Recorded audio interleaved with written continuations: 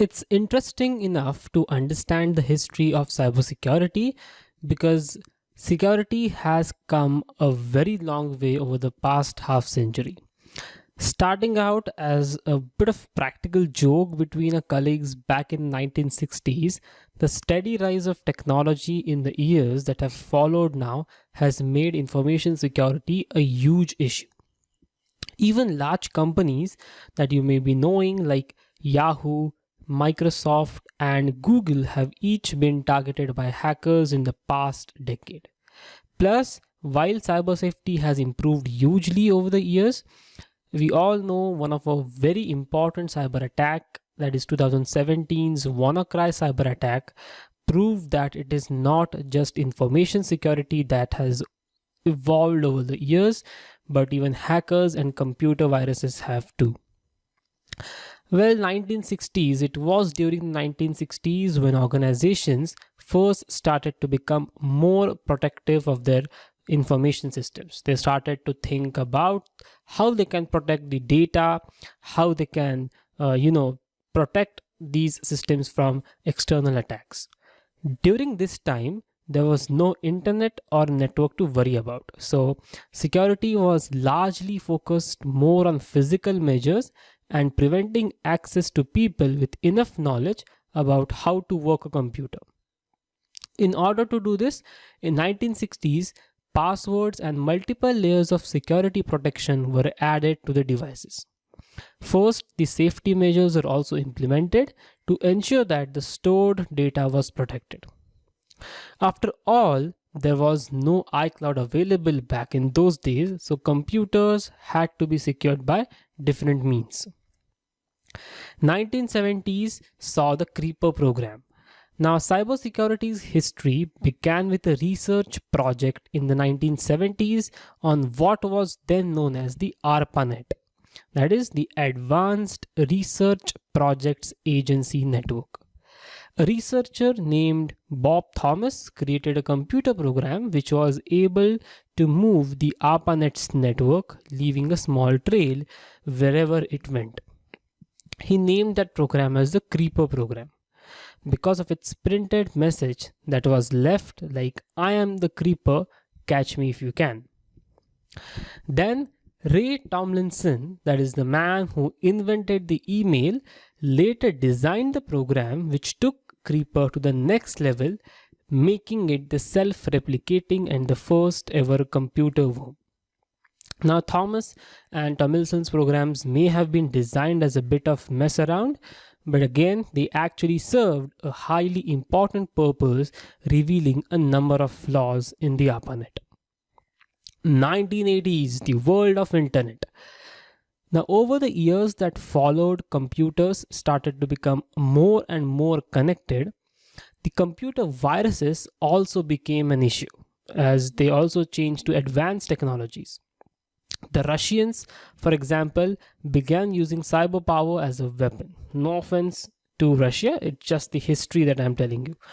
So when it comes to the Russians, again, along with Russians, even German computer hacker Marcus Hess used to steal the US military secrets. 2 years later, in 1988, the birth of the world famous Morris worm, if I'm right. It's Morris worm. Morris worm was one of the major turning points in the history of information security. Network usage began to expand rapidly, and more universities, militaries, and governments became connected to it. That meant that the security measures required had to gradually become more expensive as well. Now, the Morris worm, which is named after its inventor Robert Morris, the worm was designed to propagate across network, infiltrate the terminals using a known bug, and then copy itself. However, its ability to self-replicate would be its downfall as worms replicated so aggressively that it rendered the targeted computers inoperable and slowed the internet to a crawling pace. Now, this Morris worm led to the formation of Computer Emergency Response Team, that is the CERT, in order to prevent further issues and cyber attacks. 1990s saw the rise of firewalls. Now, with the internet becoming available to the public, more and more people began putting their personal information online. Because of this, organized crime entities saw this as a potential source of revenue and started to steal data from people and the governments through the internet. By the middle of the 90s, network security threats had increased exponentially, and firewalls and antivirus programs had to be produced on a mass basis to protect the public. It was a NASA researcher who created the very first firewall program following a computer virus attack at the California base. The researcher and their team created a virtual firewall which they modeled on the physical structures that prevent the spread of actual fires within the buildings or structures. In 2000, it's going backwards. Okay. In 2000, security laws were introduced. So governments began to clamp down on the criminality of hacking, giving much more serious sentences to those hackers. Information security continued to advance as the internet grew, but unfortunately the viruses were also growing.